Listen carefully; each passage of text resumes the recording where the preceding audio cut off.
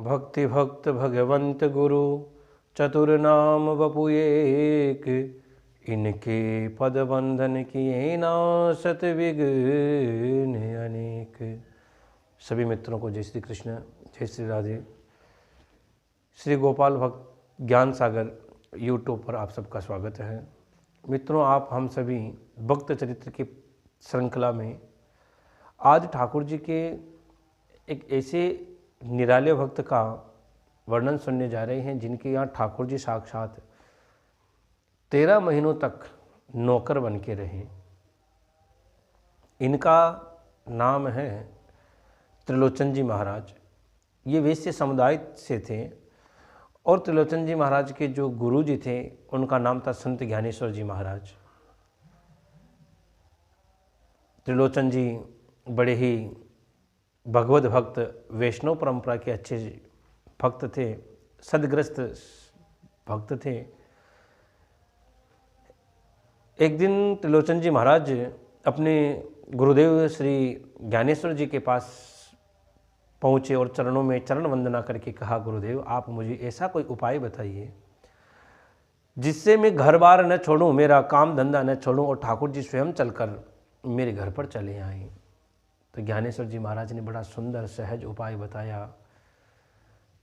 कहा, त्रिलोचन जी आप अपने घर में संत और ब्राह्मणों की सेवा कर दिए और अगर आपके घर में संत और ब्राह्मणों की निरंतर सेवा होगी तो एक न एक दिन ठाकुर जी आपके घर जरूर चल कर आएंगे।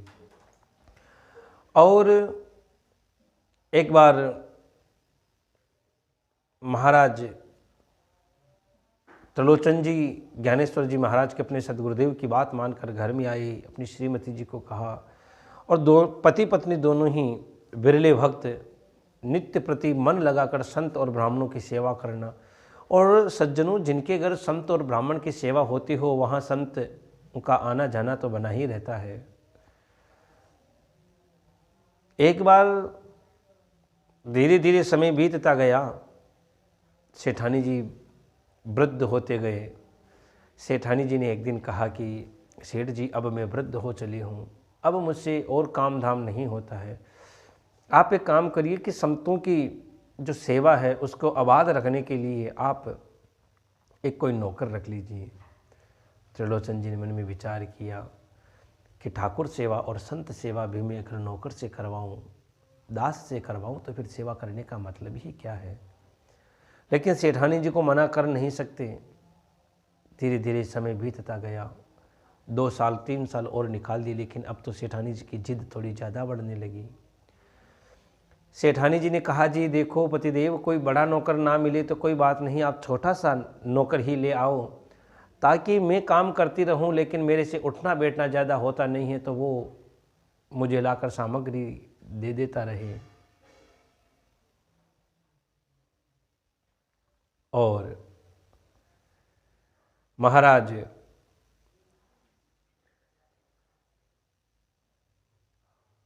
ज्ञानेश्वर जी के शिष्य त्रिलोचन जी के यहाँ संत सेवा हो रही है।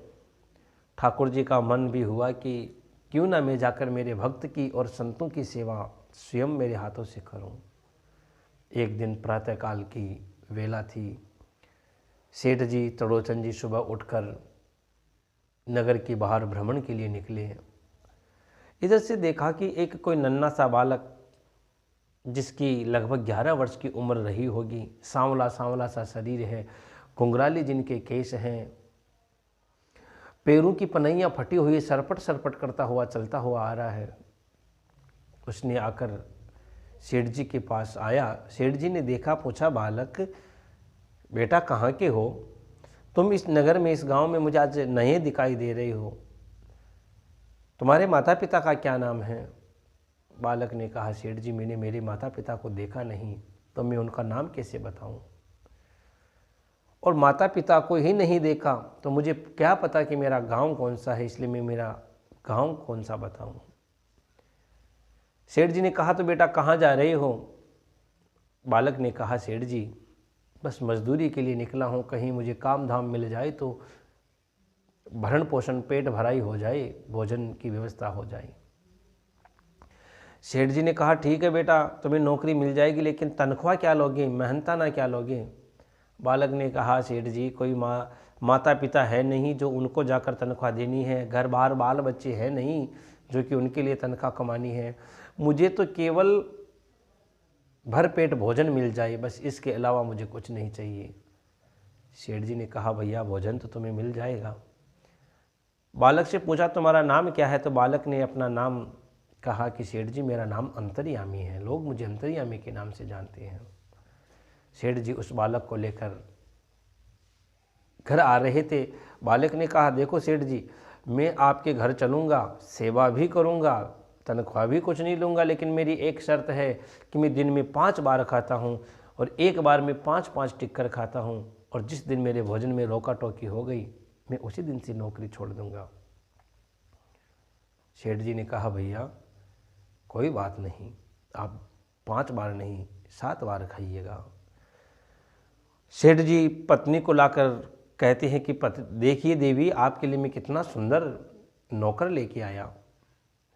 सेठानी भी उस सुंदर बालक को देखकर बड़ी प्रसन्न हो गई, और वो बालक उन सेठ और सेठानी में, त्रिलोचन जी में और सेठानी जी में इतने घुल मिल गए कि उनको अपना बच्चा खुद का भी बालक याद नहीं आता। और हाँ, संयोग से देखे कि सेठ और सेठानी के कोई संतान भी नहीं थी।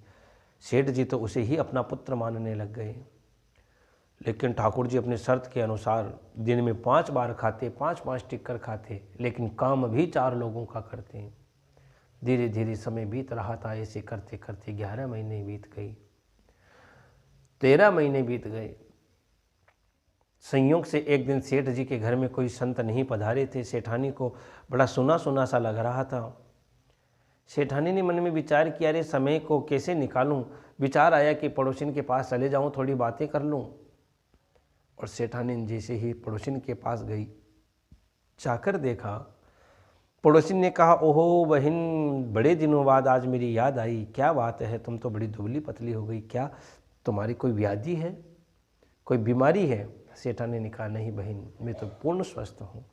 तो क्या बात है, सेठ जी झगड़ते हैं। सेठानी ने कहा नहीं नहीं, उनका भी कोई कष्ट नहीं है। तो क्या बात है बहन, तुम बड़ी दुबली है। सेठानी ने कहा नहीं बहन, ऐसी तो कोई बात नहीं, लेकिन क्या, तो मुझे बता तो सही, मैं किसी को नहीं बताऊंगी। सेठानी ने कहा बहन, मेरे घर में एक नौकर है, बहन क्या बताऊं, वो 4 लोगों का काम अकेला करता है, लेकिन एक समस्या है कि वो दिन में 5 बार खाता है और एक बार में 5-5 टिक्कर खाता है। मैं तो उसके लिए बनाते बनाते थक गई। सेठानी ने घंटे 2 घंटे बातचीत की, घर आ गई। इधर रात को, शाम को सेठ जी जब दुकान से पधारे, त्रिलोचन जी जब दुकान से पधारे, सेठ जी ने आवाज़ लगाई, बेटा अंतर्यामी आओ, भोग लगाए, भोजन करते हैं। लेकिन अंतर्यामी नहीं आया।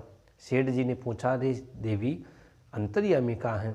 सेठानी ने कहा आज घर में कोई संत नहीं है ना, इसलिए कहीं बाहर मित्रों के साथ, दोस्तों के साथ खेल रहा होगा। सेठ जी बाहर निकले, बाहर भी खूब आवाज़ लगाई, पूरे गांव में ढूंढा, लेकिन अंतर्यामी नहीं मिला। सेठ जी दुखी हो गए कि कहाँ गया अंतर्यामी।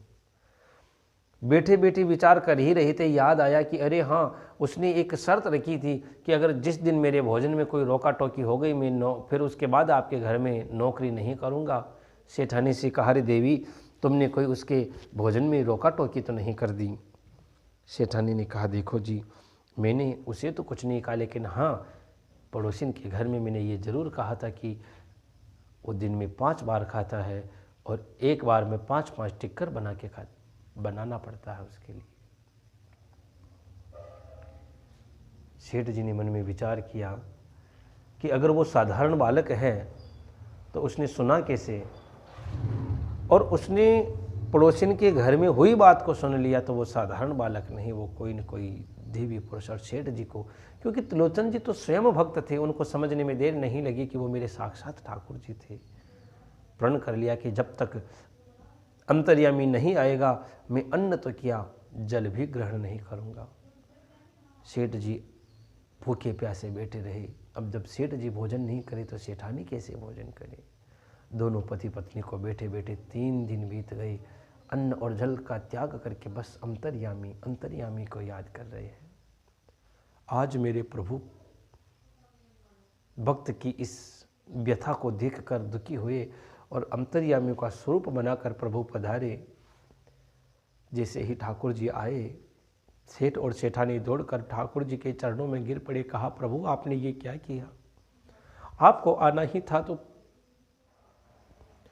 मेरे भगवान बनकर आ जाते, कोई संत बनकर आ जाते, मैं आपकी सेवा कर लेता। आप पधारे तो भी क्या बनकर पधारे, एक नौकर। प्रभु मुझसे कितना बड़ा अपराध हो गया, मैंने आपको कितने बार भला बुरा कहा। भगवान ने कहा, सेठ जी तुम्हारे घर में जो संत सेवा होती, इसे देखकर मैं बड़ा प्रसन्न होता था।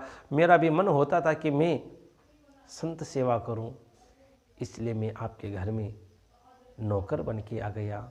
सेवा करवाने का जितना आनंद नहीं, उस मुझे लगा कि सेवा करने का उससे ज़्यादा आनंद है। और उसके उपरांत ठाकुर जी ने साक्षात त्रिलोचन जी महाराज को दर्शन दिए, त्रिलोचन जी की पत्नी को दर्शन दिए, सभी वहाँ उपस्थित संतों को दर्शन देकर त्रिलोचन जी महाराज को इस धराधाम से लेकर फिर अपने धाम को पधारे। प्रेम से बोलिए भक्त और भगवान की जय। सभी मित्रों को निवेदन कि ये वीडियो कैसा लगा आप कमेंट बॉक्स में ज़रूर बताइए और इस चैनल को सब्सक्राइब करिए और इस वीडियो को ज़्यादा से ज़्यादा शेयर करिए ताकि आपको और ऐसे अच्छे वीडियो मिलते रहें, ऐसी रोचक कथाएँ मिलती रहे ताकि आपको आनंद मिले। जय श्री कृष्ण।